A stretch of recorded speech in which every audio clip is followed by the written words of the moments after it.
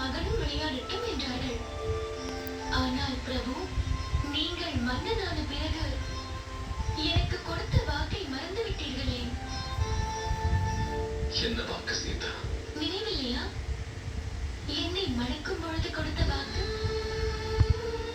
ஒருவரோடு ஒருவர் நாம் இணைந்தவர்கள், சுகத்தோடு சேர்ந்து துக்கத்திலும் கவலையிலும் சமபங்கு எடுத்துக்கொள்வோம் என்று சொன்னீர்கள். அது போகட்டும். உங்களுக்கு என்னவாயிற்று?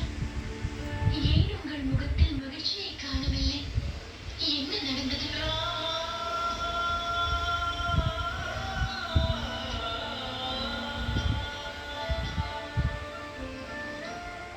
என்னவென்று சொல்வேன் சீதா?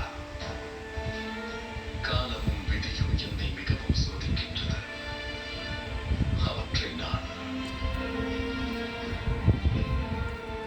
சந்தித்துதான் ஆக வேண்டும். அது தங்களுக்கு வாடிக்கைதானே? தங்கத்திற்கே இன்று அந்த நிலைமைதானே? உங்கள் மனம் அந்த அசுரனை என்றுதானே கவலை கொள்கிறது?